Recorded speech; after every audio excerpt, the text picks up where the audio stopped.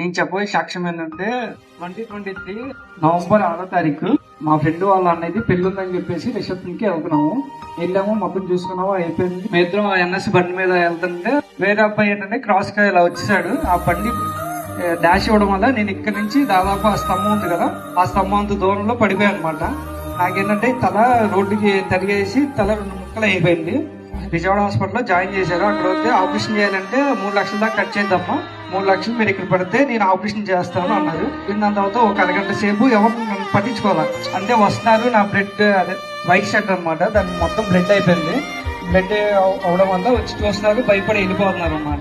అంటే ఒక రూపాయి కూడా లేదు నా దగ్గర. 99% అయితే మీ అబ్బాయి అయితే బతకడమ్మా, 1% మీ ఇష్టం, అది మీ నమ్ముకున్న దేవుడు గొప్పడు అయితే బతకొచ్చు.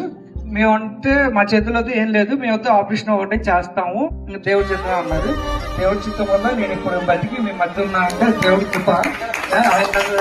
సాక్షిగా నిలబెట్టున్నాను. ఎప్పటి నుంచో చెప్దాం అనుకుంటున్నా, జాయిన్ ఇన్స్టాలో చూశాను, వద్దాం అనుకుంటే ఎప్పుడు టైం అనేది కుదరట్లా. కాకపోతే ఈ రోజు నన్ను ఎంచుకొని ఇక్కడ కూర్చోబెట్టారు.